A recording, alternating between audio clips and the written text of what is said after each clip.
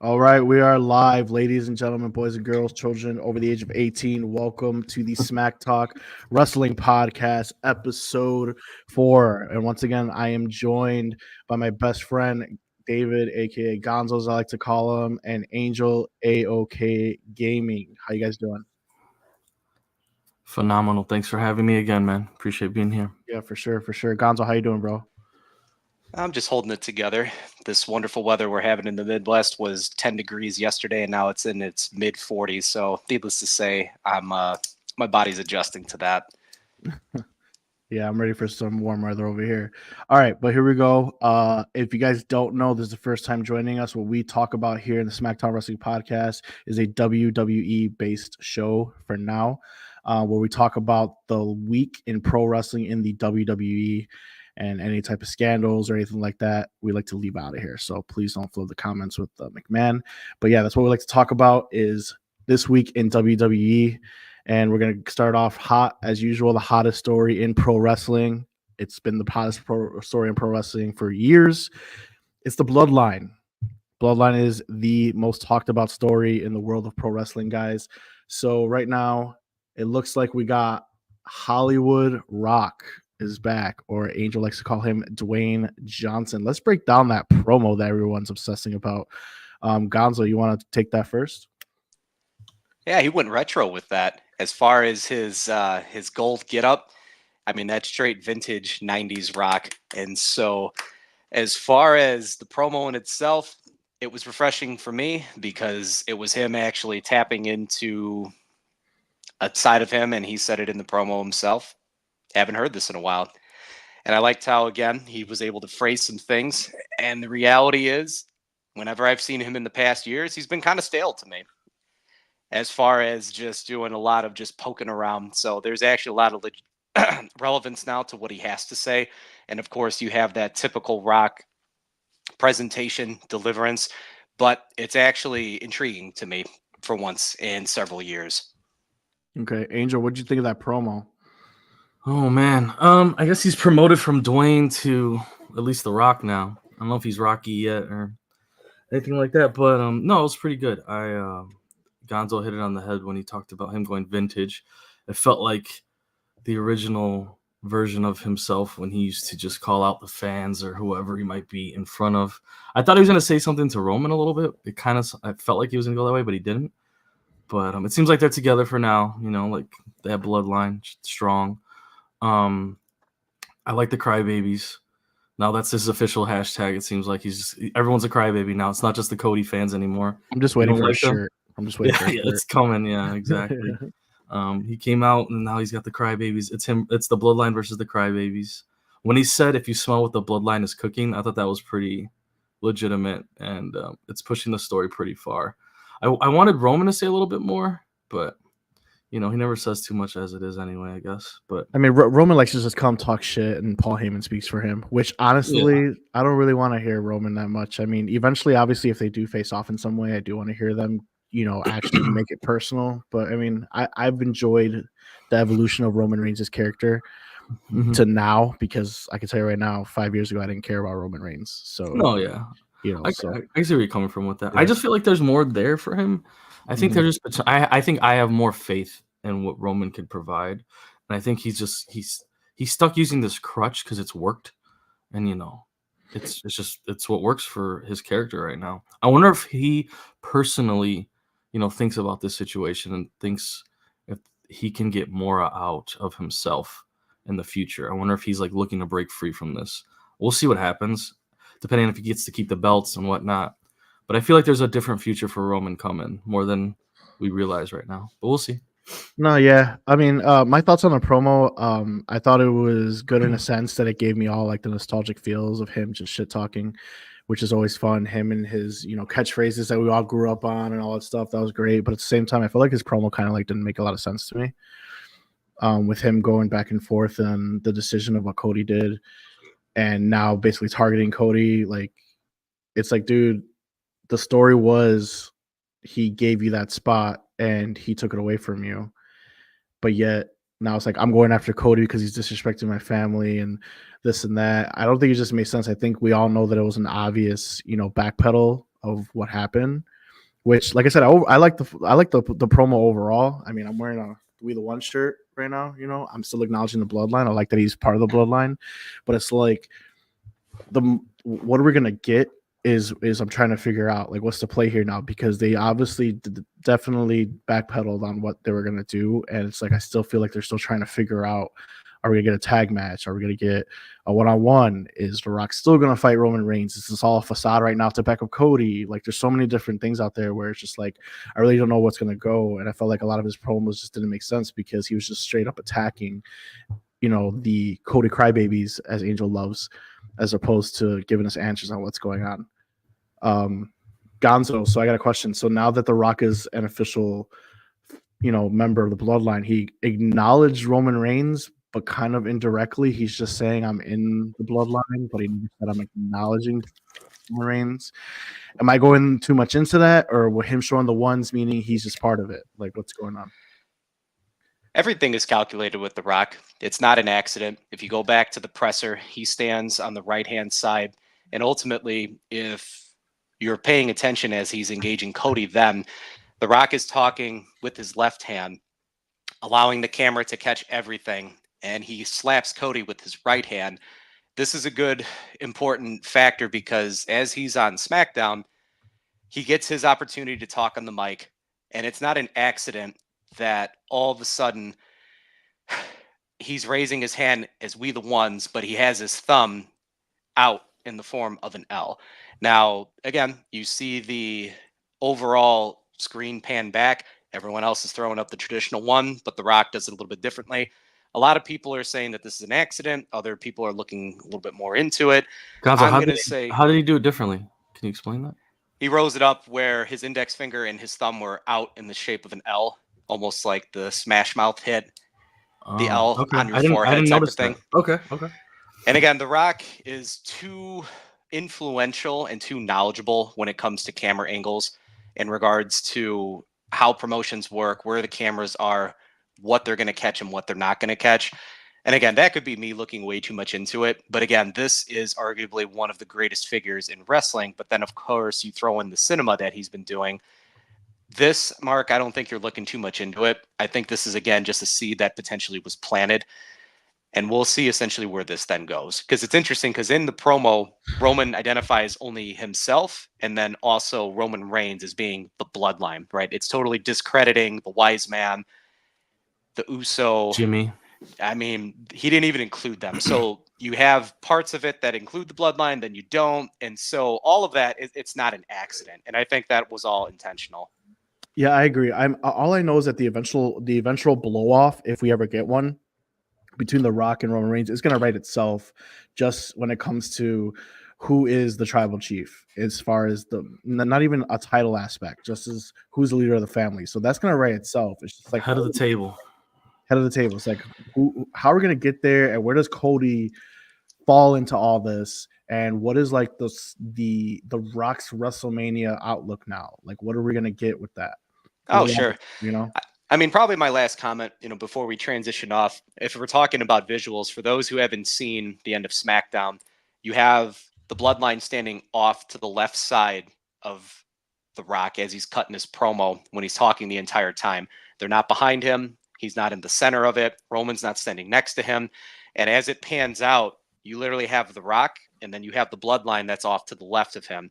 And again, this is all about visuals because, again, if you know where the camera angle is at, what they're going to catch, depending on the angle, you're going to look possibly bigger or smaller, depending as to whatever version of that they're going to be able to cut for people to see.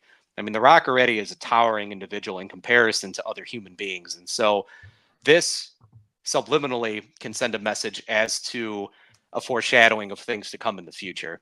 Not 100% unified, but still very distant, where you have one group and they're still inviting someone into this now. Right. Angel, anything you want to add as far as what's going on? Yeah, there's what Gonzo's saying. I can understand it. There's a lot of little intricate details there that he's bringing up that are very interesting. Seeing how this could build up for even future feuds that you were talking about, the head of the table part.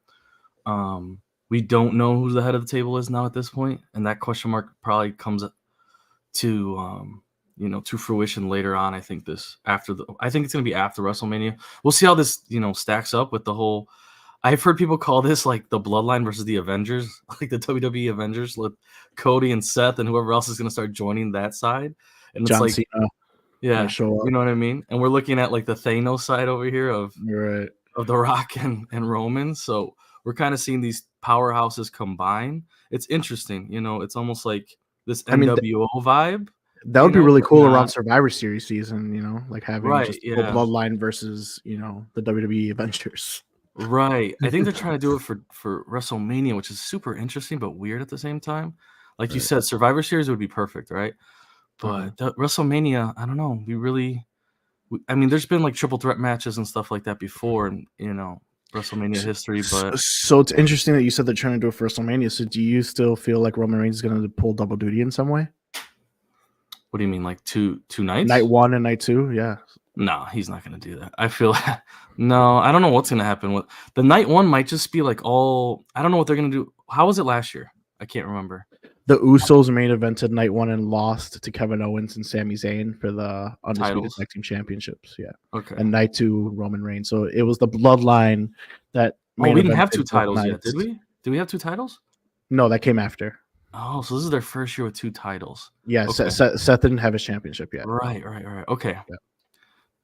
Then I just see all of it happening the second night. I think the first night's just going to be like women's stuff. Probably Rio, headline the first night, maybe. So does The Rock have a match at WrestleMania? Is it totally done now? No, he's gonna have a match. We don't know what's gonna happen here, though. I don't know what's going. If I could predict it right now, we've talked about this a little bit. Mm-hmm. My prediction that I've said to you guys off our podcast. My prediction right now, as of today, is it's going to be a 2v2. This is really weird, but this is the only thing I could think of as of right now of how it's set up. It's going to be a tag team match of The Rock and Roman versus Seth and Cody. And the winners come out with both titles. I don't even know why that would happen. That's never been done before, I don't think. At least that I've ever seen. It's a really weird thing to say. That's something fresh. All I can predict. It's something fresh that I haven't seen, the internet wrestling community say. I could say that one. I don't know. I don't know if I agree with it as far as titles being involved. Don't get me wrong. I get how weird that sounds for sure. Because then if you do that and then all of a sudden, the Bloodline has all the gold again, it's like the whole internet wrestling community is just going to erupt. I mean, I don't know. But I like it, to be honest. It's something, it's just different. How I like the different things. I don't think I think maybe we'll get a tag match night 1, but I don't think it involves any type of championships. Yeah. You could see 2 nights of that's my theory. If they're all in one night, that's what I see could happen. That's all. Yeah, I just feel like The Rock right now, even though they swerved on what was going on, I feel like The Rock's going to be involved somehow. I just don't know what, and I do think some type of tag match might be it. All right, but lastly, before we move on, so with the addition of The Rock, does Cody have a real chance on ending Roman Reigns, or the Cody Crybabies just getting their match and that's it? What do you guys think? Gonzo, what do you think?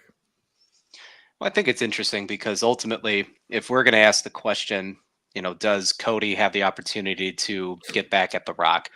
Because if you tap a little bit into Raw, you have Seth Rollins cutting his promo about how if Cody needs a shield, he's dropping the dynamic of what he was and how Seth talks about he created this monster in regards to Roman. It's playing out nicely. Because it's giving you, again, the cinema behind this all. And the story is what I'm actually really intrigued by, at least at this moment in time. So I'm going to say, yeah. From a storytelling perspective, I know we've already identified that they've done some backtracking and they're purposely not bringing up specific comments that have been made so far, hoping with the magnitude and how everything is being presented that it's just going to get washed away. And again, so far, so good. No, yeah, I agree. All right, so here we go. Since we're talking about Cody's chances, let's break down that promo that David was talking about right now on Monday Night Raw. So Cody comes out on Monday Night Raw, vows to get The Rock back, is going to slap him in the face like he got slapped in the face, all that good stuff. And then Rollins joins his promo, like he says this is I highlighted this quote because it had so much meaning to me. So I'm going to read it to you guys real quick. It said, so Rollins said this to Cody Rhodes. All right, it says, This is the last real chance that any of us has to take the title and to take that power and give it back to the people. So that means this is the last chance Cody's gonna get at Roman Reigns. That hit me hard because I'm still on my train of Bruno Sammartino. So it's like, this is the last chance. Is this the last chance, or is Cody's gonna knock it down? Is he gonna be the hero that we all want, guys? What's going on? I have to agree with Seth. It is the last chance. I mean, it's the last chance for a while. It goes back to the whole promos that Seth brings up. We got a champ that wrestles once a month, shows up twice a month. Doesn't want to do his job, doesn't want to show up for work, whatever you want to call it, and it's becoming less and less. And this whole mantra that the Bloodline's showing, especially with The Rock talking a lot now, we do what we want. It's our show. And like now they've always said that stuff, but you didn't really feel it. It was more like he just got away with it, right? Like when Roman's been doing this for these past few years, but they're just getting away with stuff. You know what I mean? And every heel's always had, like heel finishes, right? Or like interruptions or distractions, whatever. That's all fine and dandy. But now with The Rock pushing what he's been saying, does, and he's part of TKO, right? The board. Mm-hmm. Now it does feel like, no, we do what we want. It's our show. Now it really is our show. Like that with The Rock inserted into this Bloodline group, if they really are teaming up the way they're portraying this as, and Rock isn't gonna, if The Rock's not infiltrating, there's also a theory that I have that The Rock could be infiltrating here. I don't know. We'll see. Because, remember Cody, the one phrase that I won't forget Cody saying, besides, not at WrestleMania, and they had backtracked that, which is whatever, was, I want to take everything from you. Mm-hmm. And then Rock came out. Mm-hmm. And now they kind of flipped it back. But it's like, are they doing like a double flip here? Because what if The Rock is infiltrating, going to take control of Bloodline, and it was Cody's plan this whole time? It could. And the slap could have been Cody's decision. Like, slap me. I want you all in. You guys are going to be together. And then you're going to take it from him. And I'm going to take that title. And so on and so forth. We'll see. But, yeah, if the Bloodline, if Roman wins this at WrestleMania, and The Rock really is his, in his corner, and they stay together, it's going to be really dark times for the WWE title because, I mean, Roman barely shows up for work as it is, and now that's going to be their show, as The Rock said. So we'll see what happens. I mean, they could do something for SummerSlam and Survivor Series, but I don't know, man. It's going to be tough. Gonzo? You got a lot of story. I mean, does it all come crashing at WrestleMania? I could easily see this as no. There's a lot of story to be told here. I know I had said this on our last episode that I could easily see Cody Rhodes losing at WrestleMania in some type of dynamic, but I do like the idea of how Angel just pitched this. The two of them working in cahoots ultimately to infiltrate and then destroy it from within. And so that is something that I was thinking about the other day, and I just like the way that you phrased that. And so, yeah, I mean, that's another seed that's just planted. So I'm intrigued by it, at least for right now, because a part of me would like to see it go beyond WrestleMania. And then there's the part of me that, of course, would love to see it end at WrestleMania. But then again, there's the fanboy in me that would love to see Roman Reigns hold on to that title for an additional several years to break the all-time days held. Now you also have the Rock star power. You throw it in there with Hollywood Rock. They continued to just evolve the overall bloodline because it was going stale for X amount of times. And I know, Mark, you've talked about that on your other show. When do we cut it off? When do we end it? This, I think, is the shot in the arm. So it's a rejuvenation process. It's an ending process. The inclusion of The Rock is the major star. But again, his job is to put over other people. Can he do that? And I don't even think it's going to have to be Cody or even it's going to be Roman. It possibly could be someone else that we haven't seen just yet, right? So I like how Angel said you've got the Avengers versus the Thanos army. For all of those people out there that love Marvel, I mean, you've got the Black Order versus the Avengers. So, I mean, this is going to be pretty intriguing nonetheless. There's a lot of creativity that's going into this. It does. So my take is, growing up, we all watched the Attitude Era. We watched, early sign, what was it called, the Ruthless Aggression era, but mainly the Attitude Era. Right, growing up was the McMahon family doing all this crazy stuff, right, in their hands of everything, right. That wrestling family. Angel said last episode we had maybe a new wrestling family that's going to take over, right? Because we had the Kuros, we were talking about the McMahons having their hand in for 40 plus years, but now that's seemingly going away. Now is the Rock's family, Roman Reigns' family, is going to be that new family that's just going to be fed to us. So is it a possibility where, like David just said, it's a shot in the arm? It was getting stale. Now it's not stale. We got The Rock back. It was stale before Sami Zayn got. Then we got Sami Zayn in the bloodline. Then they caught fire again. The Judgment Day was getting stale, and now we got all this stuff with R-Truth, and now it's amazing again. Who's to say that The Rock gave us what we want? The Cody Crybabies got his rematch. And then The Rock's just going to pull a McMahon and be like, we control everything, and Cody Rhodes is not going to be your savior. And you're going to deal with this for another year and maybe longer, because despite how much we hate it, good or bad publicity is publicity that you want, right? And if Roman Reigns retains, you're still going to watch the next day. I'm just saying. So go ahead.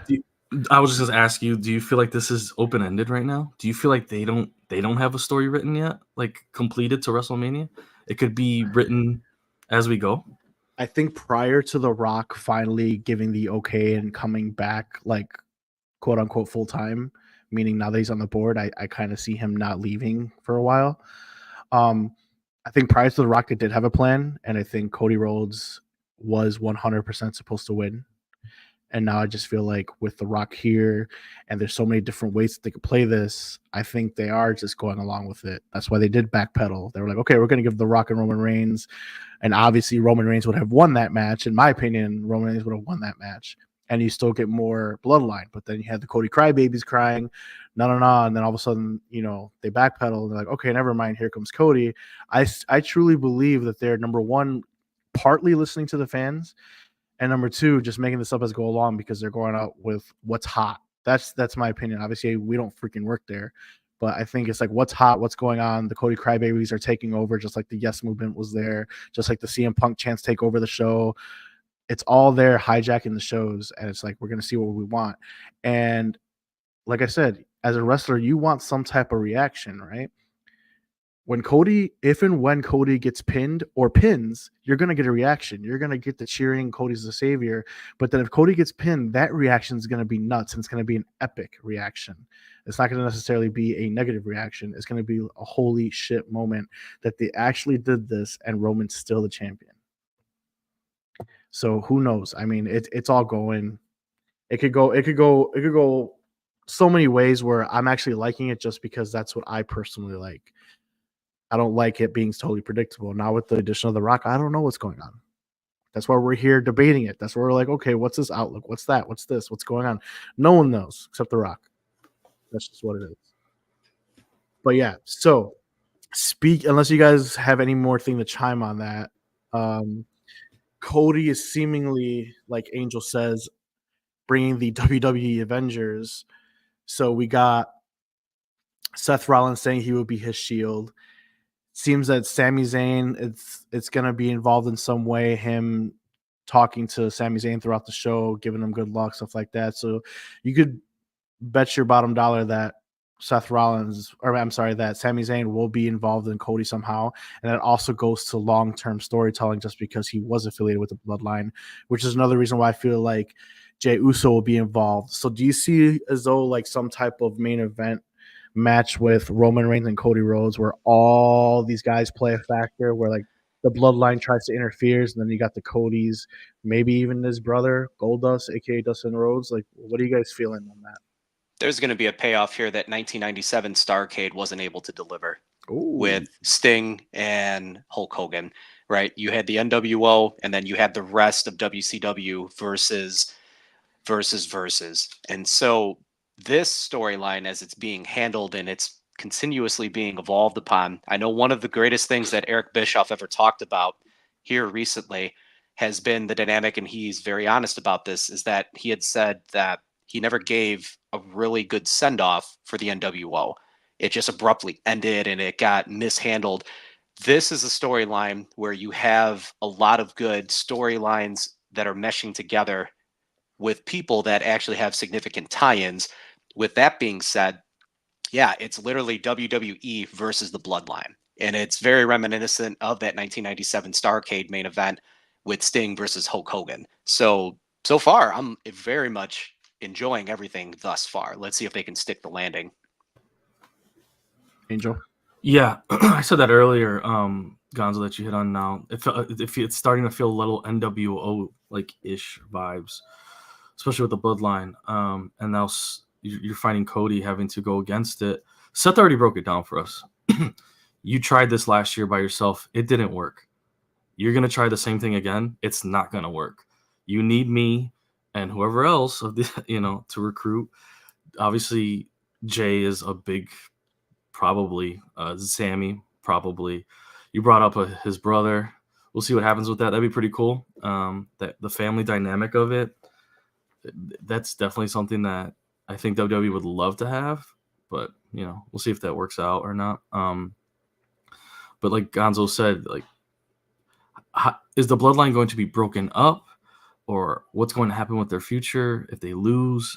If we'll see what happens. Really, I can't really give you what I think is going to happen for sure, because there's just so many roads. I've already broken down so many ideas that I've had, or what I think they might be doing. It could go any way, but we definitely are going to see a group with Cody versus the Bloodline, and it's going to be very interesting to see how they break this down in 2 days of WrestleMania. The buildup is going to tell us a lot, but we're really not going to know until they start announcing what's actually going to happen here at WrestleMania. No, yeah, for sure. Once again, like, I just want to reiterate, it's just the fact that we don't know, it just really makes me happy, and it's not super predictable. I do 100% agree that everyone that was involved in the Bloodline or has feuded with the Bloodline in some type of way is going to come to Cody's defense. So that's one thing's for sure. Now, will Cody get the dub? Will WWE let him get the dub? We'll see. Otherwise, there's going to be hella Cody crybabies out there. All right. So with that being said, we're gonna go to our game. We do a weekly game here. If you're the first time here, it is called Push Bury Fire, where we like to choose wrestlers from any era and just either push them, bury them, or fire them, and piss off our co-hosts here. So I'm gonna start as always. We're gonna do 2 rounds here. All right. This week, past couple weeks, we were only able to do 1 round because we went long in segments. But today, we're moving right along. So, Gonzo, I'm going to give you your first push, bury, fire, and you will give it to Angel, and then Angel will go to me. All right. So for Gonzo, your first push, bury, fire is I'm going to give you some ECW legends, and it's a couple of our favorites growing up. I know it was a couple of Angel's favorites as well. So ECW legends, push, bury, fire. We're going to go with my boy Taz. We're going to go Tommy Dreamer. And everyone's golden boy, Rob Van Dam. Push, bury, fire. Enjoy. Whew. We're firing RVD. We're going to get rid of him. He does no benefit to me outside of just on screen. I like Tommy Dreamer because he actually adds creative behind the scenes in addition to not only on screen but off screen relevance. And then you also have Taz that can both do in-ring commentary and behind the scenes. So because of that, throughout the years, I've not heard RVD be uttered in the creative dynamics with things. Okay. So he's getting fired. Now, as far as burying and pushing, we are going to bury Taz, and then we are going to push Tommy Dreamer. Wow, I thought that would be so much harder for you. Oh, my goodness. And we just outright firing Rob Van Dam. Everyone did this shit. Before we jumped in your pool, what were we doing? I was young and dumb at the time, of course. I'm young and dumb at the time, but I'm older now. I'm 33 years young, and because of that, I like the versatility of the other two versus just the on-screen presence. Okay. Angel, do you agree with his push, bury, fire? I mean, disrespecting RVD, I don't know, man. Like, right? He did it on 2 different shows. He held the show not by himself, but he was the lead face of the show back in ECW era. I mean, you got to give him some props, Gonzo. I mean, firing him, that's a little. If you want to bury him so he's not used against you, I think that might have been the move. But hey, all you, my guy. All right. Already triggered some people out here. So, all right, David, Gonzo, give Angel his push, bury, fire. Yeah, no worries. So as far as push, bury, fire, I've got a total of 9 different types of figures here. But We I'll only pick do this 3 one. here. We only do 3 here. I wanted to have definitely 9. options. So we'll do it this way. We're going to go with the Wyatt family. As far as 3 members, I just want you to soak this in with the push, bury, fire them. So the first person I'll introduce is Eric Rowan. The second is Luke Harper. And then the last one is Braun Strowman. Oh, Braun Strowman, not even Bray Harp? Wyatt. Oh, So okay. wait. Okay. Eric Rowan. The red Luke beard. Harper. Yep. Luke Harper. And then Braun Strowman. Wow. R.I.P. Luke. Right. Wow. I thought I was gonna say Bray Wyatt. I was like, well, this is obvious. I mean, he can't say Bray, right? Because that's like an automatic. I mean, no, yeah. So, all right, that's fine. Braun Strowman. I know who I'm cutting. I'm probably cutting Eric Rowan. I mean, this is tough though, because this is a group that rejuvenated the WWE in a way that I think is needed even today. I mean, we're seeing a little bit now, this past week a little bit, but this group was definitely an interesting and the dynamic group that it was entertaining as hell. And I'm thinking of them more off, like out of the ring, than I am thinking of them in ring. Like in ring, I think I'm going Harper. Out of the ring, I think I'm going Strowman. Ugh. I guess, man, this is hard. I think I'm gonna bury Harper just because. That's morbid. I know. I think I gotta push Strowman and bury Harper, but I mean, this is really close. It's not because I want to. You're a dick, dude. That's morbid. So, all right, I guess I can't bury Harper. So you can. Go ahead. Harper Go ahead. You're good. It was a bad joke. Then I'm gonna be like, wow, this guy's. I will not clip it. I promise. This guy's evil. All right, so you're burying Harper. Right. You're firing Rowan and you're pushing Braun Strowman. Right. Yeah. That's my final answer. I'm done speaking on it. It's the move. I would have done the same thing, but I'm glad you did it first. Burying. That's what I'm gonna do. I would do the same thing just because Rowan I felt like is the one that was, how can I put this? The X-Pac of the Wyatt family, the guy where I felt like he was there to make it a full faction, the guy that was there to do the backup. He was not a guy that would ever be straight away and pushed to lead a company, where the others were, Braun Strowman, Bray Wyatt, even Luke Harper were guys that you could go and start pushing them and see if you can get some type of main event level out of them. So I would have done the same thing. Thanks. Thank you. All right, Gonzo, any response, by the way, for your little move you pulled on me today? I was not expecting to be dealing with the Wyatt family in that way. No, that's all I got. It's good to know that you're burying. Get ready for the Flybirds next week and who you're going to bury.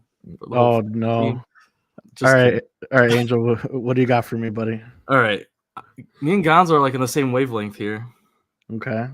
Doing some factions. Got it. Yeah. Right. But this one's like, we've been talking about them today a lot, so I had to ask. And it might be easier said than done, but we'll see. See how you feel about it. And I know you probably have a couple guys you like more than others, but we'll see. I'm gonna go NWO. Excuse me, not NWA. Oh, it's like NWA. I was like, damn. No. I wasn't alive. NWO. Okay. We're gonna go with the founding members: Scott, Kevin, and Hulk. Scott, Kevin, and Hulk. Oh, you got the original 3. Hulk Hogan's already fired. I can tell you that right now. I didn't want to add Hulk, but I just had to because. Can I ask a follow-up question? I'm gonna do one of David's move here. Is this like my personal favorite, or is this just like leading a company type deal? No, it's push, bury, fire. I mean, you need to lead your company, so that's how I see it. Isn't that how you guys see it, or no? All right, yeah, you're right. Okay, then I'm gonna push Hulk Hogan to the moon just because of who he is and the money he makes that he makes. But if we're doing, I'm gonna give you two. All right, so if this is on a business perspective, I am pushing Hulk Hogan to the moon. I'm firing Kevin Nash or whatever you want to call him because don't care. He's a big man that can barely move, and he just power bombs and choke slams Wow. and boots to the face back in the day. And then I'm pushing, or I'm burying Scott Hall because I'm burying Scott Hall because I don't want him used against me because he was such an amazing talent. So unmute yourselves, guys, if you guys are gonna laugh.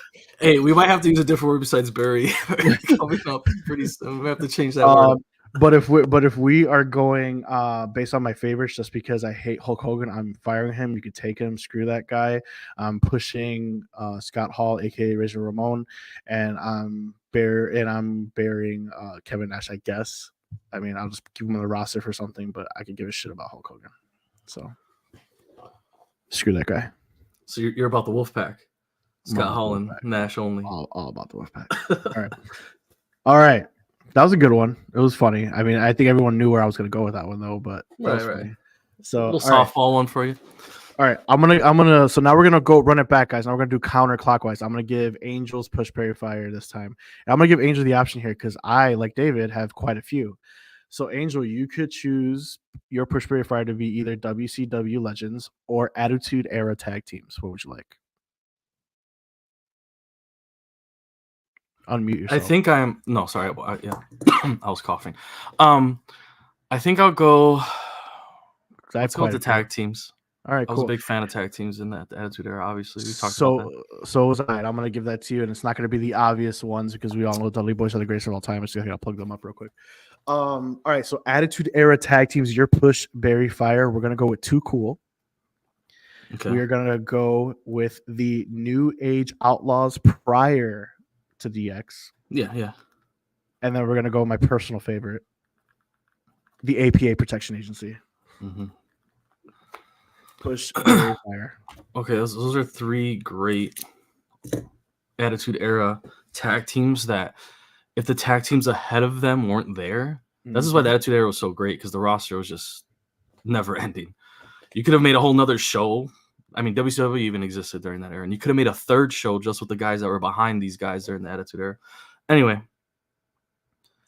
Too Cool, as amazing as they were and as fun as they were, besides Rikishi, I mean, do you really Grandmaster Sexay is he the son of a legend? The son of a legend.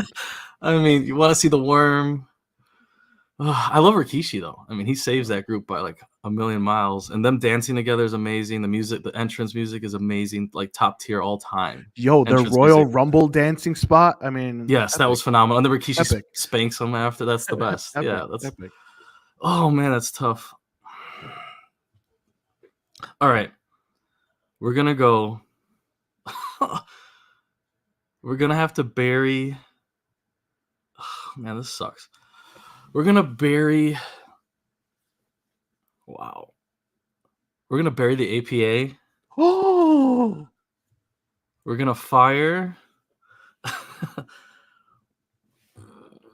Oh man, we're gonna fire Too Cool, and we're gonna push the New Age Outlaws. Because, and I always think about this, and maybe I shouldn't, but I just don't think Too Cool one had enough. I mean, only Rikishi really, but if one of them was to go down, a guy get hurt, anything like that, like I just don't see the potential for them to they just plateaued so much, in my opinion. APA, they had so many different. Marc still hasn't caught his breath.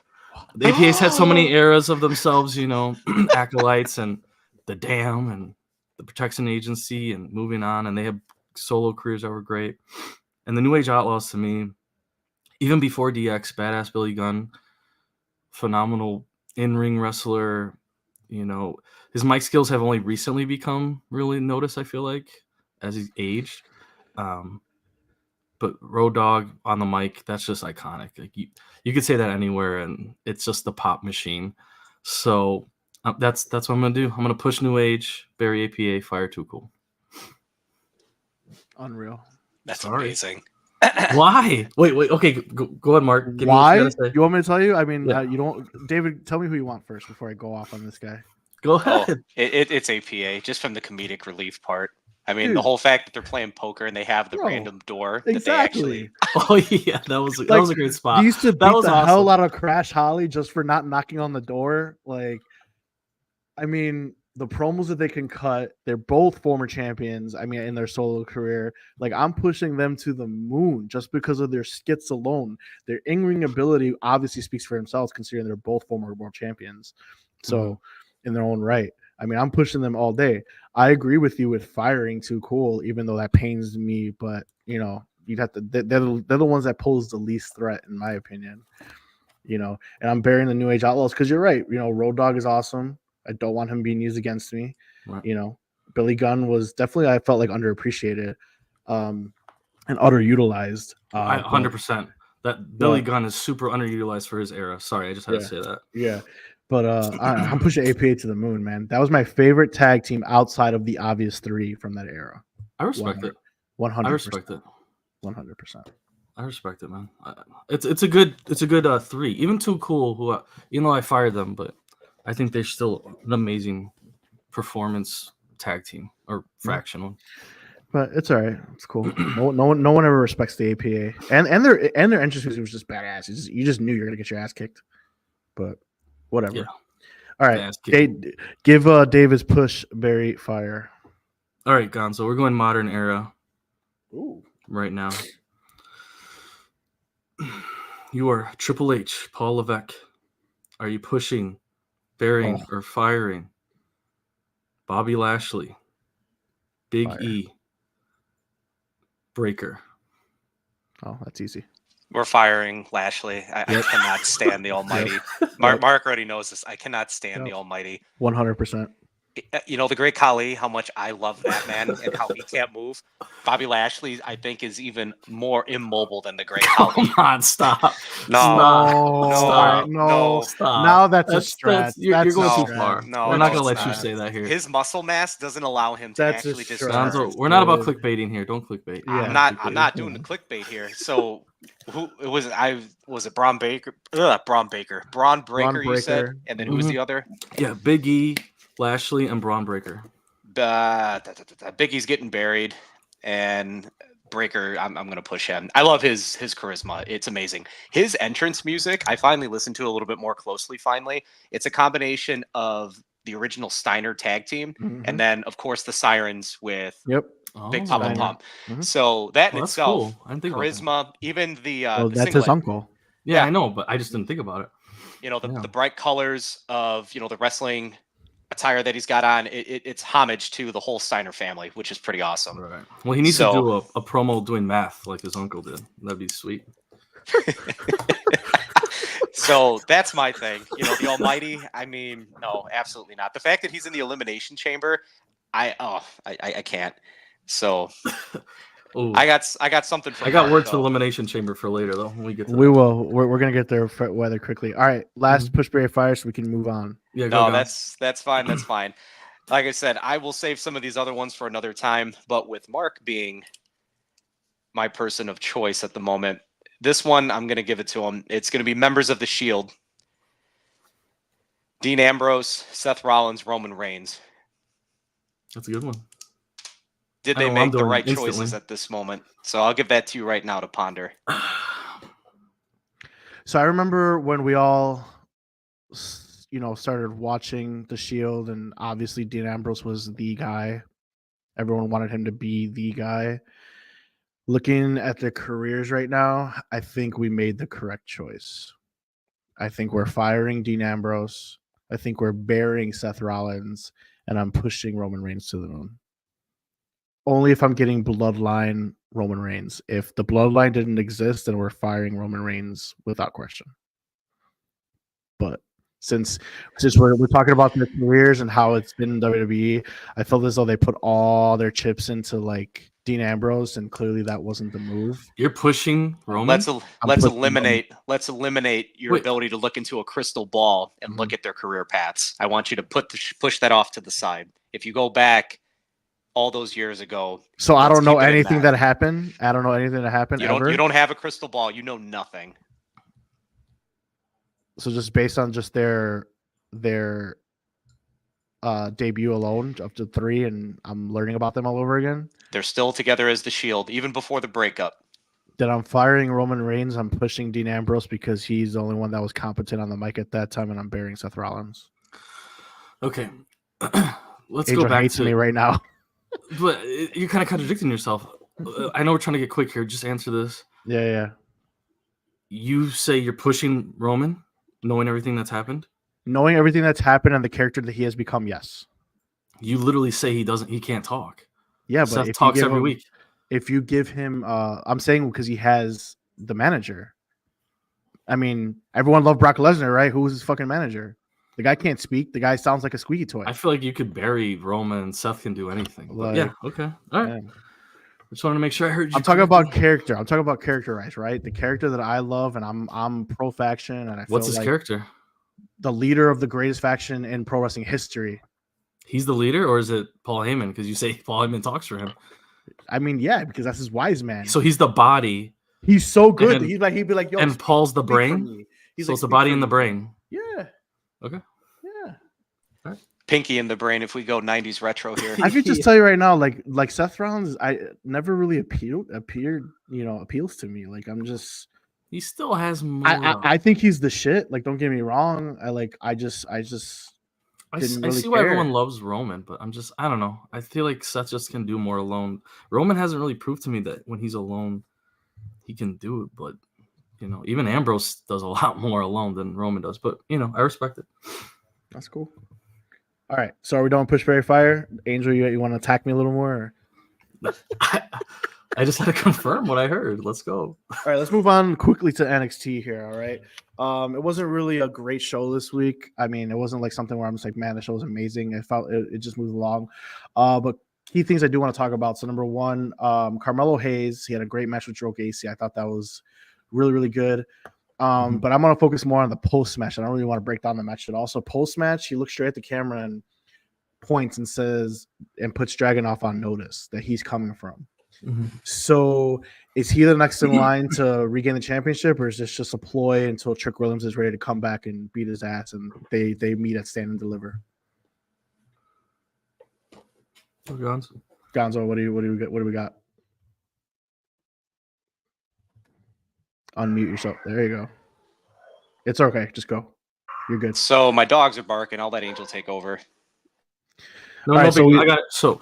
So yeah, I think it's more of a ploy maybe. I like Hayes a lot, but Trick has just skyrocketed, obviously, and yeah, I think what you said, it's gonna be until he can come back and really, push it. There's the top spot vacancy kind of at this point, but I don't know. Do you see Carmelo Hayes really being able to get back an NXT title right now? I think he's pretty much done with NXT. I think this is just to give one more solid match, if we even get another match, because what happened? Carmelo Hayes cost Trick Williams championship, or at least was in his head and did little things here. So I think Trick Williams is gonna eventually cost Carmelo Hayes his championship, leading to their WrestleMania at Stand and Deliver. So that's what the NXT wrestling do that in WrestleMania. Philly. That's also in Philly, right? Yes, everything's in Philly. So I think that's going to be the payoff. And I think after that, I don't know how far they're going to push the feud. I mean, maybe they'll do a one-off. I'm assuming they're going to do a one-off just because of how Carmelo has been on the main show for so long, like doing the United States Championship tournament, doing these matches. So I feel like they're teasing his call-up, and I think after that it does. But like I said, you just don't know because obviously the story is going to write itself. Right? You're talking about Trick's call-up? Trick's call-up? No, Carmelo's call-up. Okay, sorry. Trick is going to stay in NXT. Yeah, that's what I figured. But yeah, so I mean, it all depends. It's how good the story is going to be. Is one match between them going to be good enough, or do they want to do some type of a trilogy type rubber match type deal? I think time for Carmelo Hayes to just go up, but it just depends how you develop the story. So if I had to say it right now, I say Trick Williams goes over on Carmelo Hayes, and Trick Williams re-enters the title picture post The top guy. Yeah, takes over the breaker spot and whatever else. Because like I said, I'm very high on him. He's Booker T 2.0 in my opinion. That guy's like, he's got it, and I could see him main eventing WrestleMania before I could see Carmelo Hayes main eventing WrestleMania. Yeah, you've said that before, and now seeing these matches a little bit more, I kind of can see where you're coming from for that, for sure. Like he can, even though I like Carmelo in ring, I could see why Trick is really the guy that can take that step. He'll leapfrog Carmelo at this point. Right. I mean, don't get me wrong. I do love Carmelo Hayes. He's one of the guys that, like I said, I'm a wrestling card collector. He's one of the cards I was chasing. It was him and Braun Breaker are the main ones. Like those are the guys that you expect to be the new top dogs, the young guns coming in, so to speak. Right. But now seeing Trick and his character development over the year and go from just backing up Carmelo Hayes to overshadowing Carmelo Hayes, Trick is definitely the bigger star of the two. And go ahead. Sorry. No, yeah. Go. Yeah, and Trick is definitely the bigger star of the two, in my opinion. So if I had to choose one to push, if we want to go push, bury, fire type deal, I'm burying Carmelo Hayes and I'm pushing Trick Williams to the moon. Yeah, I can 100%. I agree 100%. Right now, I see that. Are you real quick? Are you surprised that Carmelo beat Gacy? No, Gacy takes his bumps. Gacy's right now feuding with Dijak, and he's doing his little crazy storyline. So I'm not really too surprised about it. Gacy's been kind of in a downward crazy spiral since his Schism faction broke up. Right. So I feel like they're trying to figure out what they're gonna do with Gacy as of this moment. He might be another split, right. Yeah. Like this show, he was kind of like because Dijak and all that. Yeah, he could be a main roster call up too. He's been in NXT for quite some time. He could be a character. I just don't know where he falls right now, just because the roster is pretty stacked. So you have to call up these guys slow. You can't just all call them up at one time, because then you can't expect to push all these guys at the same time. Because you're self-burying if you start calling guys up and they barely even do exactly. So I personally think he is ready. I just don't think now is the time. So I think right now he's going to take his bumps. His feud with Dijak has been entertaining. I mean, so we'll see what happens. So no, I'm not surprised. Gotcha. But let's move on. Obafemi has been pushed, and to your guys' surprise, because he's a big man, perfectly. The guy has been pushed perfectly since winning that NXT breakout tournament. I am all in on Obafemi so far. Hopefully they keep it strong. They don't give him squash matches and let him showcase his athleticism and his in-ring ability, which I think are freaking solid. So Gonzo, I know this is your boy, Obafemi. What do you think so far? Oba and Baku Femi. I'm a big fan. And as far as his chant, I keep making mention of that. It's literally a cut and copy paste of the M'Baku character from Marvel. That's what I see, and I love everything about it. And so as far as him going against Lexus King up here in the next upcoming week, the overall prediction with that one, I could definitely see Oba again going over on King. King is in a position where he doesn't have to win every single match that he's a part of, and it's already been evident where he's won, he's lost. His presence alone is strong enough to where he could sustain that loss, and it won't hurt his initial character for what he's doing. But as far as Oba goes, he's able to talk, he's able to move, very explosive, and unlike Bobby Lashley, this man's muscle mass does not prohibit him from actually doing very athletic, quick movements. And so I'm a very big fan of Obafemi at this time. What's his chant? Do his chant, little... Like it's the right, as far as I think that is goes. Dude, it is so cool right now. The crowd is super behind him. So, and the way that every time he spoke, it was reminiscent of the what chants, right? Every time he stopped, people are like, what, right? Or yeet, yep. Or yeet. But Obafemi right now, he's got the ooh. And when the crowd is behind you like that, you know you got something. Like they have really took to him so quickly, because he just won that tournament like 3 or 4 weeks ago. So they are super over. I think he's already super over, and I just hope that they keep that going. Okay, what were you gonna say? Femi forever. No, I mean, yeah, he's gonna. Yeah, like Gonzo said, he's taking on that personality. Like he's a leader in Wakanda. It's hilarious. Like the crowd's all with him. I was just gonna say, yeah, when you got these phrases like "what," "yeet," "yeah," it's like a kickstart to a mic machine. You know what I mean? You get people following you this way. It's every single promo you say, and now they're gonna be saying this when other people are doing their promos, and like you're just getting heat no matter what, even when you're not even on screen. Maybe you're not even be there that week. You might not even be at the arena, and you're still gonna get that heat. So he knows what he's doing. That's for sure. Yeah, for sure. Unless you guys have anything to add about Obafemi, I'm just along for the ride. I think he does beat Lexus King. My only concern, not concern, my only thing is I don't know if Lexus King is going to be a feud or a one-off, personally, because WWE has invested, with promo teasers with Lexus King, with him coming. I would personally like to see it be Obafemi's first legitimate feud as opposed to a one-off.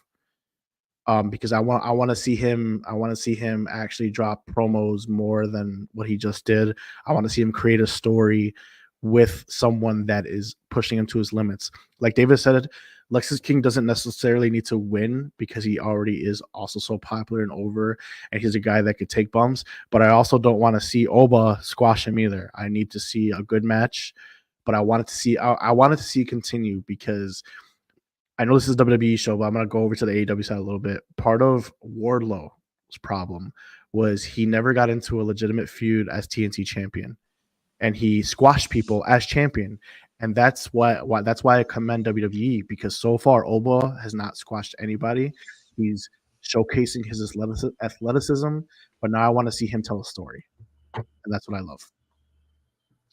If anything else on that, let's move on to the Wolf Dogs. Mud Dogs? The Mud Dogs. David likes to call them the Wolf Dogs. I told you that they would go over. You didn't want to believe it, huh? Defeated the family first. Oh, I'm so mad. Defeated the family to become the NXT Tag Team Champions. I understand the move. They're popular. What I don't understand is why them, because Braun Breaker's on SmackDown now. So exactly. You're gonna have them pull double duty. What's gonna go on? I felt like if you are building people in NXT, right? NXT is, once again, even though it's its own brand, but it's also a developmental brand. It should have been someone to go over that you're gonna push, not someone who's gonna be a short-term team. And I think the Wolf, Mud Dogs, whatever you want to call them, is a short-term thing. So I feel like having the family, who is super over, personally one of my favorites, dropped titles to them. I felt like it was kind of a bad move. What are you guys' thoughts on that? I feel like this is some sort of plan in place for Braun. I don't know what it is, though. I don't know if they're protecting him in some way. Him going to SmackDown was weird to me. I thought he should have went to Raw. Agreed. Him going to SmackDown was like, all right, interesting choice. I don't know if they even know what they're going to do with him yet. And him being on SmackDown, there's a lot in front of him on SmackDown. So I'm thinking NXT having the titles, this is some way of introducing him to the main card, or the main shows, but still giving him a chance to perform, to be noticed, to be known. They can advertise his NXT matches on SmackDown, or whenever, he'll be on both shows probably. We'll see. That's how it is now, whatever. But anyways, on SmackDown, they could be like, next week, catch Braun again, wrestling for the titles, defending the titles, whatever they may be. I feel like this is just some sort of transition that they're like testing out.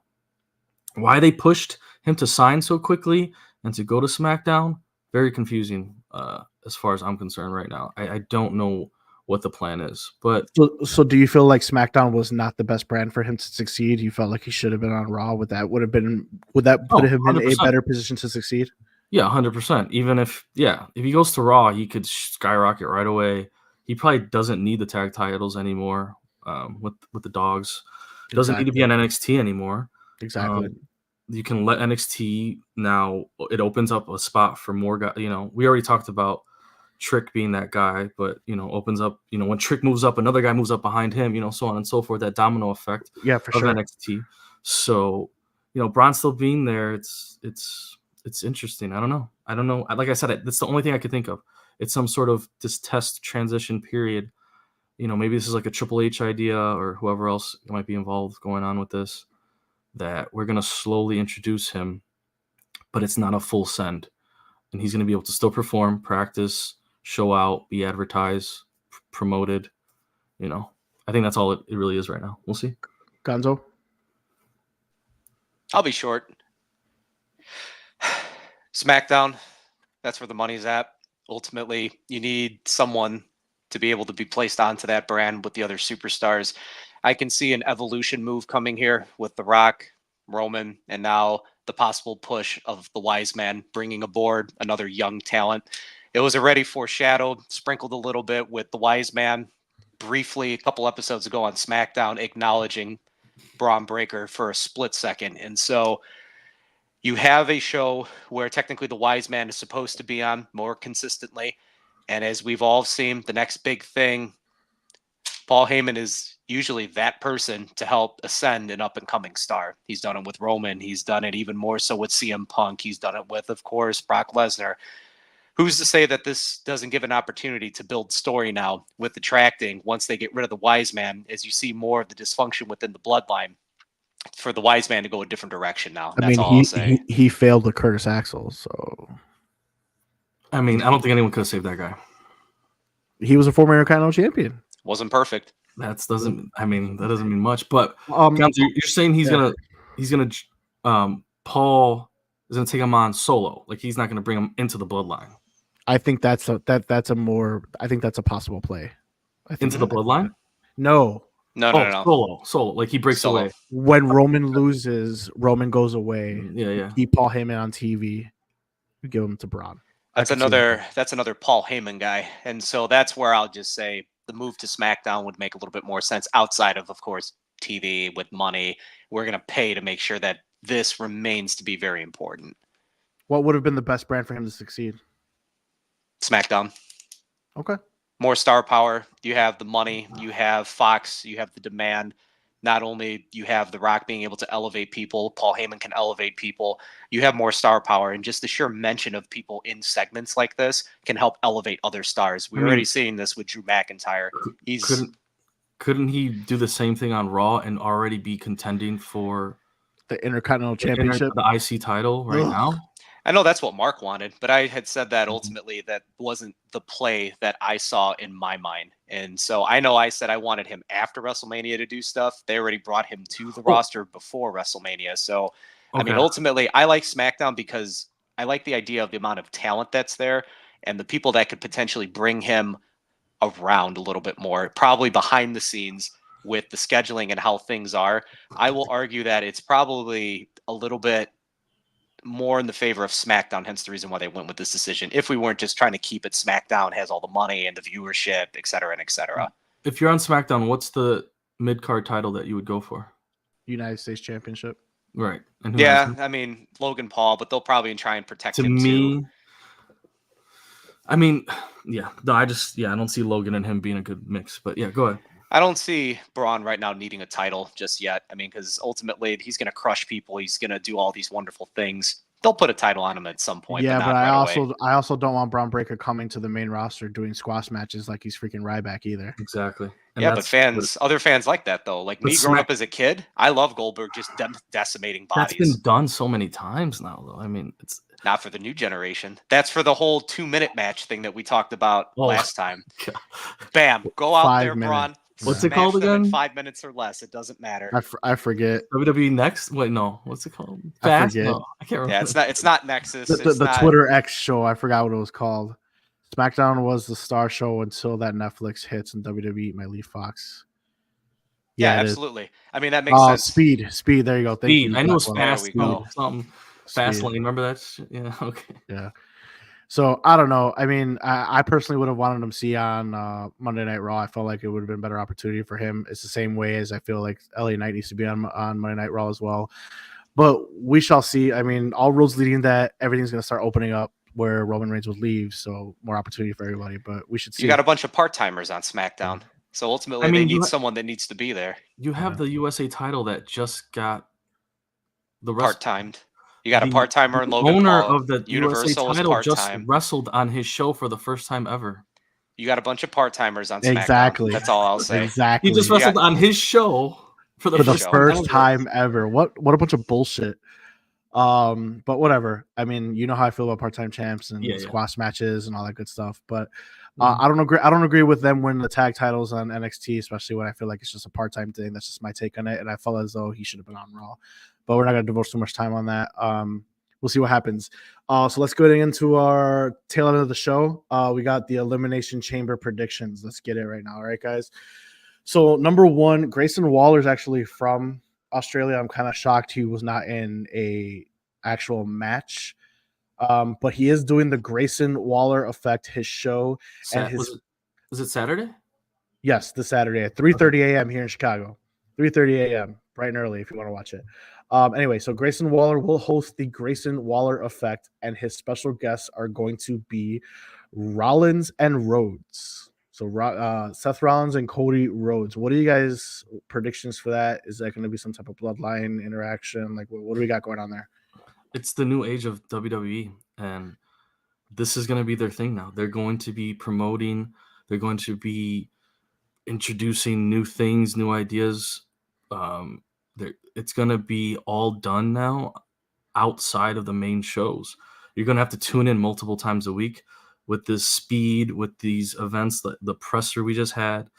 TKO is turning this UFC vibes of how to promote events into WWE. You can see it bleeding over now, and this is just another version of it. It's like a weigh-in almost, right?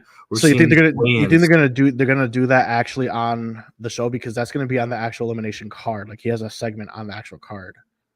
Oh, so yeah. Oh, I thought it was before the card. No, I'm pretty sure the Grayson. So according to the official card, that's part of it where he's gonna do. Oh, okay. Yeah, but I don't know. I could be wrong. Yeah, he does like his little Grayson Waller effect in the ring. So I feel like it's going to be some type of. Oh, I thought it was outside of the show. Yeah, there's a bunch of stuff that's there. So I'm not entirely sure. People are sleeping. No, I know. I think it's 4 a.m. for us, maybe. Okay, 3:30 a.m. 3:30 a.m. I thought it was outside of the show. Okay, they're doing a bunch of other things. So it's this like a week KO leading show into it. I thought it was its own thing. That's a segment on there. So we're gonna get the Grayson Waller effect with Seth Rollins and Cody Rhodes and probably the Bloodline. Okay, so this is Seth Rollins appearing because he can't on his show. He can't wrestle, so this is Seth Rollins' appearance. Cody has nothing to wrestle for because he's already booked for WrestleMania. So Roman already said he's not going to be there. Roman, yeah, he doesn't have to say that. We already know. Of course. So basically, this is just a segment to promote WrestleMania again, with two guys that have already spoke to each other before. So I don't have much to say anymore then. I thought it was something more exciting. Gonzo? It's a trap. Because we already seen Grayson Waller talk with the wise man. And so as we know, I mean, Waller is a dirty rat that does a lot of stuff. He's a mercenary for hire. And ultimately, I could definitely see how someone's going to get, a gigantic spike to the throat, get beat up, and then they're not going to be able to do too much. He gives the hometown kid a spot on the show, absolutely, for the promotion. I know that comment just came in from the comment section. They're doing a lot of good stuff with pushing the international wrestlers, entertainers, but now they're allowing them to be seen, to be heard again, because those are the voices and the faces that crowd is most accustomed to, vice versa with us. So that's what I'll just say in regards to the Waller effect. Yeah, okay. I'm pretty much the same. I mean, it's some type of. I mean, we did see Paul Heyman, so I think something's gonna happen. Some type of bloodline interaction, but we shall see. The Women's World Championship match: Rhea Ripley defends against Nia Jax. Who wins? Nia Jax. Yeah. Okay. Yeah. Okay. I've given my reasons in the last episode. Angel, you getting ready for the jacuzzi?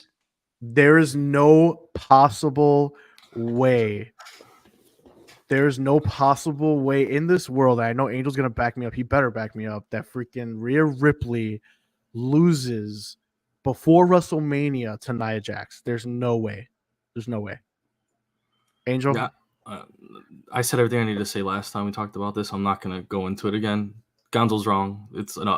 Let's move on. We know who's winning. In her country. Yeah, thank you, Blackwell. In her country, Rhea Ripley's not freaking losing At 3 a.m. at 3 a.m. with no one watching, because I ain't watching that shit live. I'm thinking, I believe it's not happening. I believe in the almighty Alright, fist of Gonzo. fate. All right. Well, for Anyways, those of you that did not watch last week's episode, if that happens, AOK Gaming, who is a Twitch gamer streaming, will stream in some type of pool or hot tub because he is, in one with the reality, knowing that that's never going to happen. So moving on. betting the house. Let's go. The undisputed WWE Tag Team Championship is on the line against Judgment Day and the newly formed team New Catch Republic. That is Tyler Bate and Pete Dunne. Who wins? We're gonna see this New Catch Republic. I don't know about the name. I like the way they wrestle though. I was making fun of the Strong Boy for a minute, but in the ring they perform. I think they gotta maybe they get some matching outfits, some ring gear.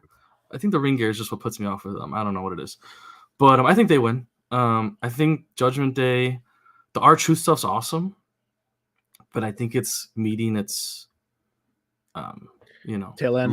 Tail end. Okay. Thank you. I think it's coming down now. R-Truth, he sat down. We saw when Mysterio was fighting. He took out the chair and sat, and it seems like he's gonna go off from them maybe, or he'll feud with them. But I think there's something going on where the Judgment Day. I mean, you don't really see Rhea with them anymore. How often does Rhea even show up with Judgment Day? She's always either defending her title or on another show, or I don't know. I feel like they could be breaking up. So I see. I forgot their name already, but Dunne and Big Strong Boy winning the titles. Gonzo, who wins? We'll go with the Strong Boy, and my logic for this is that the tidy whiteys are gonna prevail. Stop, dude. Ultimately, that you don't have the undisputed championship tag team on night 1 or 2 of WrestleMania. You're just gonna totally move away from it. You're gonna give the international wrestlers their roses. This will allow for more of an emphasis on Rhea Ripley's match, and you don't have to necessarily be overtaken or overwhelmed with too much of the Judgment Day. And so I'm over the Judgment Day and their tag championships. I mean, it's whatever. I'm bored of them. So Senor Money in the Bank needs to do something, loses briefcase. I mean, I don't know. Strong Boy all the way. Tidy Whiteys for life. Hashtag it. I agree. I think the Judgment Day loses. I think they're, for a new team, Tyler Bate and Pete Dunne, the New Catch Republic, doing it in their home as well. I think they're doing that on purpose to get the fans more behind them, because I feel as though they're not. They're just not that much behind. They're behind Pete Dunne because of what he does as a single wrestler. That doesn't take away from Tyler Bate. Tyler Bate was great in NXT UK. So was Dunne as well in NXT. But I just feel like on the main roster, they're still trying to get their footing. So I think this is a way for them to get over, because you have that hometown crowd giving them the pop that they're going to give you. So yeah, I think they win that way, and I don't think it's going to be a clean victory. I think we're going to start seeing the more signs of Damian Priest and Finn Balor getting into it more and not being on the same page. I think that's going to continue as what they've been doing for a couple months. So I think that's how it is. Moving on. We got the women's elimination chamber match, which will determine the number 1 contender for Rhea Ripley's heavyweight championship at WrestleMania. So we got Becky Lynch versus Bianca Belair versus Liv Morgan versus Tiffany Stratton from NXT and the returning Naomi. We do have one more to be determined. We'll get into that prediction in a second. Well, actually, you know what? No. So the last person will be determined on Raw will be between Michin, Shayna Baszler, Zoe Stark, Alba Fire, and Zelina Vega. So of all those women that we just mentioned, who earns the honor against Rhea Ripley? Because it's not going to be Nia Jax. Jade Cargill, because all those women are trash. So even though she has not been announced, she's gonna insert herself by force, and I'm all for it. So fantasy book me. So let's pretend she's doesn't do that. Who's actually gonna win? Out of those, that dumpster fire,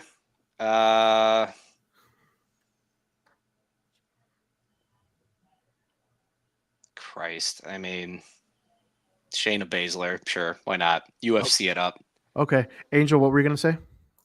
No, I was gonna ask the same thing. We need an answer besides Jade. I mean, I just didn't want to hear. So Gonzo's saying Shayna Baszler is gonna win the Last Chance Battle Royal and then face Rhea Ripley. Okay, because it ain't gonna be Nia Jax. Who wins the Women's Elimination Chamber, Angel?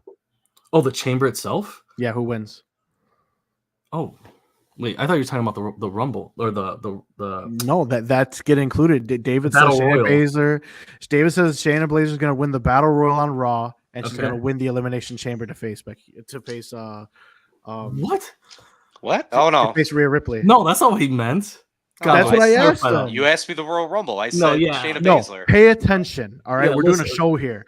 Who wins on Raw, and then who wins the Shayna overall Baszler. match to face Rhea Ripley? Yeah, I was gonna say, bro. Like, what? You were so taken back by my Jade Cargill just running through because everybody. it's not gonna happen. It's not realistic unless she wins the WrestleMania. This is David's fantasy booking. This is We're David's talking fantasy legit. booking. We're talking legit. As much as I agree with you and I want it to happen, it's not because you're not going to have Rhea Ripley lose. All right. We got his battle royal. Gonzo, go ahead with your. Who wins the Elimination Chamber number one contender? Winner, who wins? Please. Becky Lynch is trash. Bianca Belair, I'm over her. Liv Morgan is garbage. Needs to be fired.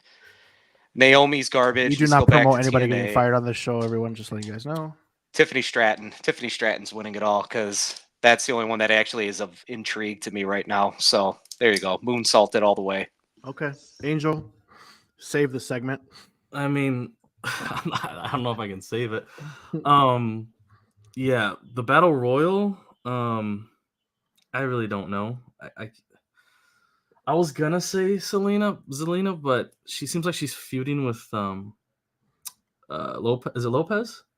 She had Elektra Lopez. Elektra Lopez. Yeah, they might. Yeah, so I don't know. She's probably gonna lose that. So I don't know who's gonna win the battle royal. I don't think it really matters. I can just move on from that question. They're kind of just like they're just filling up a time slot on SmackDown. Or is it SmackDown that they're doing that match? SmackDown, right? What the battle royal? Yeah, Monday Night Raw. Oh, it's on Raw. Well, there you go. It's filling up a slot in Raw. 3 hours of no talent. No, I'm just kidding. But there's less talent on Raw than on SmackDown. So I'm kidding. That's why Braun Breaker should have been there. Exactly. But anyways, so it doesn't matter. The winner of the Elimination Chamber is going to be Becky Lynch because we already know this. It's already done. It's in stone. She's literally at the presser. It's like, I don't understand why we even have these. Whatever. I like pressers, but that was kind of weird. I guess Bianca was there too, but she didn't even talk to anybody. Nope. I love Tiffany Stratton. She should win, in my opinion, but she's not going to. It's going to be Becky. And we'll see Becky versus Rhea. I guess people want to see that. I don't really care for that anymore, but sure. So the Last Chance Battle Royal, I think is going to be Shayna Baszler. No, I take it back. I lied. It's going to be Zoe Stark. I forgot she was in it. So Zoe Stark, she was recently paired with Trish Stratus. I feel like they're going to give her a couple good spots in there. As far as the actual match itself, Tiffany Stratton, I don't agree with her being the person that should win. I think she should put a good showing because she's being pushed, but to put her in a match with Rhea Ripley away. Why not? Put her in a match with Rhea Ripley only to lose? Paige was a different beast. Paige was a different beast. How? Man. She was far better in the ring. No, I don't know. Okay. But no, I'm not discrediting what you're saying. You're saying because Rhea's gonna beat whoever she faces, right? So that's the biggest problem we have. Correct. Right now. Rhea's become Roman, so now we don't know what to put against her because they lose anyway. So now we don't know what to do with anyone behind Rhea. Now it's the same thing like with Jade Cargill. I 100 million % want Jade Cargill to be in that match and to beat Rhea Ripley, but it's not gonna. Right. No, if Dave's little theory comes to life. Mm-hmm. Yeah, Jade is the only one that could have it. No, because Jade is the only one on the entire roster from top to bottom that has a shot to take the belt from Rhea. When that will happen, we don't know. Yeah, right away, especially right now. Yeah, she's the only one, and it's like a 5% chance or less. Yeah. But yeah, I just don't see that happening, and I feel like if you do it to Tiffany Stratton, you set her off for failure right away. So I think Becky Lynch is the one who's going to win. They've already been teasing it. I think it's going to happen. It's been dubbed a dream match, which for whatever reason doesn't make sense to me because they're on the roster. They can fight at any point in time, but whatever. I think it's going to be Becky Lynch next. And Becky gets clapped. Yeah, next. 100%. Yeah. Next, men's elimination chamber match, the main event, number one contender. We got Drew McIntyre, Randy Orton, Bobby Lashley, LA Knight, Kevin Owens versus Logan Paul. The winner earns the right to face Seth Rollins at WrestleMania for the second place consolation prize championship. So Orton, Lashley, Paul, pointless. They shouldn't be there. KO, Knight, McIntyre are going to be the real people we're going to be watching in this match. Who wins? Probably McIntyre. He just has all the heat right now. LA, oh man, I feel bad for LA. He needs it the most, in my opinion. He needs it the most, and I would not be upset if he won, even though I love McIntyre right now. But Knight is just in this. He's in this limbo land right now because of all this stuff happening. All this stuff happening above him. And McIntyre's the only guy that they could really pull out of this match, and he's got heat with all the guys above him, right? He's got heat with Seth. He's got heat with Cody. He's got heat with CM Punk, obviously, when he comes back. Even Roman and him have had, stuff. I mean, LA Knight has too, but I don't know. Him and AJ, which I can't believe AJ lost. And then that little segment they had with AJ in the back, I don't know what's going on with AJ. But anyways, I think it's McIntyre. I would like to see LA Knight win, though. That'd be cool. I agree before David goes, and I think you and I are on the same on this one. I think Drew McIntyre wins. I think he gets his title shot. But I think out of everyone that needs it the most, it's 100% LA Knight. This is the way you get him off the SmackDown brand to Monday Night Raw. Even if he doesn't win the championship against Seth Rollins, if he wins and gets to face, even if he doesn't, he gets better opportunity for people that are actually there. No one's blocking him.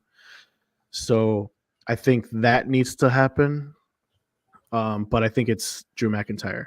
However, Drew McIntyre reportedly has not re-signed his contract. So I don't know if you waste it because it expires a little after WrestleMania. So I don't know.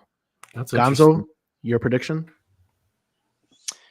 The Almighty's going out right off the bat. He's probably not going to be able to get into the ring because he's so immobile. But with that being said, you're going to see LA Knight get screwed over by a flying forearm coming from the top of a cage or pulling him to the depths of hell through the cage. I'm definitely interested to see that because of that angle. And you're going to see a water bottle just placed somewhere in the ring. But Logan Paul is a very interesting component with this whole thing. As far as him being pushed, he has a 90 overall rating in 2K. If they really wanted to continue to give this dude this almighty push, I wouldn't be all too surprised if that was possibly going to happen. Now, would I want that to happen? No. To me, I want Drew McIntyre. As much as I love LA Knight, everything that Drew's been able to do so far, the savior, as he has ultimately been dubbing himself here of lately. Yeah. He says you're welcome a lot, too. You're welcome. He's a man that walks without faith, but he has faith. He's selling merch now. I would like to see Drew McIntyre. But again, the Logan Paul angle, don't be too shocked with that. I liked how in this most recent week, they've been giving you the overall 2K ratings for wrestlers that they've been showing on the actual television now. How many have they shown? I've only seen 2. They've done it because they gave Miz a rating of 81 overall versus 90 overall. That was garbage, but yeah. That's the only one I saw. Miz should be 75. But oh my anyway, God. The only thing that's saving him is his ultimately Major League 2 celebration with the big balls as he walks out when he gets introduced to start. Dude, the Miz is the hardest worker in the company, man. You're so... That's nice. 71 overall, just like back in the day with old school wrestling overalls. Oh my God. There's only been, we'll get into it in just a second, but there's only been 6 that have been released of the official ratings. Thank you, Mark. Logan Paul's 90 overall. So that's why I said don't be shocked if for whatever the reason you see him go I way like far Logan, into the but chamber. that last match he just had with The Miz was not very good, and he messed up a couple times. That standing moonsault hit his freaking Miz's toes. That was horrible. It was not okay. horrible. Miz saved that match. Toes. Miz is a professional. So But whatever. So, not to get too much into it, but that's where I see David, like you're talking about. Oh, he could face, Logan Paul could face Braun Breaker. How you said, oh, there's guys you can't match Logan Paul, Braun Breaker because Braun Breaker's still learning too. That's why WWE has specifically had him fight certain people that can carry him through matches. But all right, so you said Drew McIntyre is your winner. Mm-hmm. I think that's the winner too. I think LA Knight needs it more though. Real quick, All right. can I correct something I said earlier? I Sure. meant to say Knight, McIntyre, Orton are all that matter. It's almost like that triple or that fatal 4-way match they had with Roman. It's almost the same thing again. I think I said KO on accident. KO, Lashley, Paul should not be in this match. That's what I meant. Oh, KO. Okay. All right then. All right. So before we're gonna end it, we're gonna do the segments called hot tags. We do quick, very quick. We're talking like 10, 15 seconds on this. Number one, what brand does Jade Cargill sign, and what would be best for her success? SmackDown. Yeah. SmackDown. SmackDown. She's the only one that can compete. If you put her on Raw, I mean, okay. I don't think anybody wants to see her destroy the Raw roster. I mean, you could. Then you have two monsters on each show. Then you're going to unify the titles maybe against each other. I don't know. SmackDown is the smarter move right now, though, for sure. Okay, I agree. I think SmackDown would be her best way to succeed. All right, next, the Authors of Pain have returned after dominating the NXT. They were fired. Then they dominated the indie scene, and Triple H brought them back. They are now part of the Final Testament faction. They've had their first tag match. What are your initial thoughts, and what's their outlook? Angel, you want to take this one? Yeah, I really enjoyed them. Their tag team chemistry looked, I don't know. This is really the first time I've really seen them myself. I don't know if I've caught them before SmackDown before. I might have, but I can't remember. But their in-ring gear, yeah, it's not super original, but I enjoy it. Me and Marc are kind of somewhere in this way. We like factions that are together. You can tell they're together. You can see them. They perform really well in the ring. I'm excited to see what they bring. Tag team moveset, Yeah. Even something simple as finishers, as attire, music, right? Stuff like that. They bring all of that. I like them a lot so far. We'll see. Yeah. Gonzo, thoughts? AOP? Everything Angel said. As far as just working unison, they actually have a tag team name. Unlike here's single person with name, here's second person with name. Two totally different ring attire. So it's just good to see an actual tag team. And I like their look. Why the Mud Dogs shouldn't won the NXT titles, but whatever. All right. Lastly, as we said earlier, WWE 2K has released a couple of their ratings. Wow. Let's get into it real quick. Logan Paul has a 90 overall rating. Rhea Ripley is the number one female, 96 overall. Kevin Owens has an 86 overall. Why Logan Paul's ahead of him is beyond me. Dominic Mysterio, 83 overall. The Miz, 81 overall. Absolutely ridiculous. That's terrible. And Zelina Vega, 74 overall. Dominic Mysterio needs to be rated 50. He's garbage. What? Trash. Whoa. He should be in the chamber match. No, he shouldn't. That dude can't wrestle. Can't wrestle. Dude, AJ should be in the chamber match. He should be in the... Come on, stop, dude. No. I'm sorry. What? Dominic Mysterio cannot wrestle. It's miserable. His 619 he did was trash. You said 15 seconds or less, so that's my 15-second take. God. Well, I'm not not gonna bring Smack next week because I can't deal with that. That is wow. All right. Yeah. Go back and look at his 619 because he literally. I just said that. 15 seconds. I said a 619 sucked, but that doesn't mean like your. Oh, wait a minute. Are you mad because he botched something? But your boy Logan Paul gets a 90 overall and he doesn't even hit a standing moonsault? Yeah. 15 seconds or less, gentlemen. We could save this for next episode. Oh, we will. I'm about to put that as a whole segment of Bash David. All right.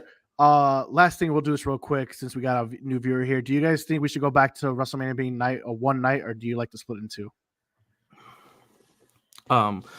Me personally, I've changed my mind on this. I used to think one night was better. You get more people's eyes on it, stuff like that. But nowadays, I mean, all the internet and social buzz, you want to go in the whole time.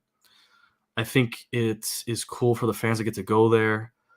We had a lot of fun when we just went to SummerSlam. If we were able to go to WrestleMania a Friday, Saturday, Sunday event sounds really cool. It's like almost like the All-Star Weekend vibes that you get from the other sport, or at least the NBA and the MLB. But I like the 2 days. You get to showcase a lot more stars. I feel like you got a lot of belts now, right? You got 2 shows, 2 belts pretty much for every show going on. So right now, the way it's set up, you need 2 nights. If we go back to 1 set of belts for every champ, then we could talk about going back to a 1-time show. But right now, it's 2, and I don't mind it.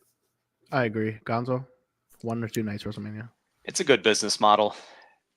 For As sure. far as 2 nights, I'm a little bit old school. I like the 1 just because of the added relevancy to it. But then again, it's swaying me with the entire weekend. They're treating it just like All-Star Weekend for the NBA, for the MLB, for the NFL. They're making a spectacle NFL's of it. trash. And ultimately, the way that they do all those things, it Try and save allows people. it allows people to do more than just the one thing, and to make it more of a lasting memory. I like the 2 nights. It's more than just wrestling, because it's all about entertainment, right? Building memories. Me too. I like the 2. All right. With that being said, we are now at the end of our show. Before we go, Gonzo, where can we find you on social media and what you got going on? Yeah, as far as social media, you're going to find me on X. You're going to find me on, oh, wow, I had a brain fart. Sorry. As far as too many social media platforms, YouTube, you got X, you got Instagram, you got TikTok. Those are going to be the main ones. And so as far as the channels and streaming go, a lot of it's going to be TikTok, Instagram, doing some short reels, just again, talking other things other than wrestling. In my day-to-day, I'm a licensed therapist in the state of Illinois. So each day I'm helping people with behavioral health and then also addiction complications. So that content is going to be something beyond wrestling, right? It's going to be for the overall person. Cool. AOK Gaming, Angel. Yeah. You can find me on Twitch, TikTok, Instagram. You can find me on other social media too, but those are probably my biggest 3. If you want to watch any type of gaming, team gaming, sports gaming, play a lot of Rainbow Six Siege, 2K, FIFA, or FC now. Other Helldivers, you'll catch me playing that as well every night at @A_OK Gaming. You'll find me on all those social medias at that tag, and maybe you'll catch me in Pro Wrestling Kingpin run some 2K24. Oh, we will finish our stories. Pre-order. It will. 100%. You have a streaming schedule or no? You can find me most weeknights for sure. Almost every weeknight, Monday through Thursday especially. And then when I can get it in there, I'll run some bonus streams on the weekends when I'm actually home. But mostly the weeknights after like 8 p.m. Eastern time, you'll catch me. Will we catch a 2K stream tonight?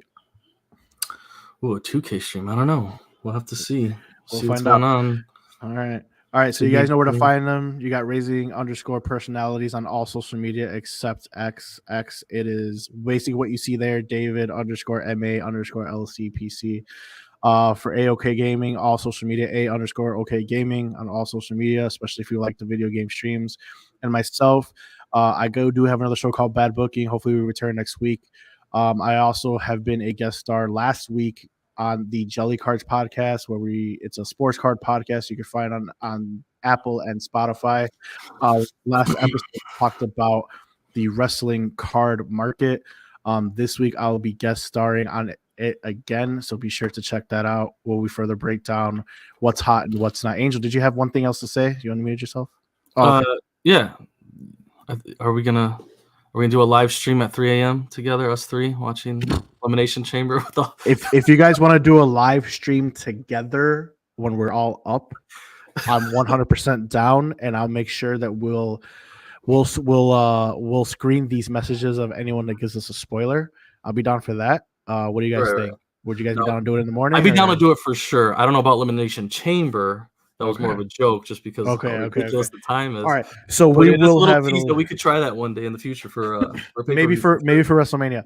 But next week you could join us. We will break down the Elimination Chamber. That will be the main episode. So next week, but usually every Saturdays. Today was a special day. Next week we'll probably have to do it on Sunday as well. We got a lot of things going on. So next Sunday, around the same time. Hopefully, we'll give you for sure on our social medias. But join us usually weekly Saturdays, 9:30 p.m. Central Standard Time for Smack Talk. So we thank you guys for staying with us, and catch you next time.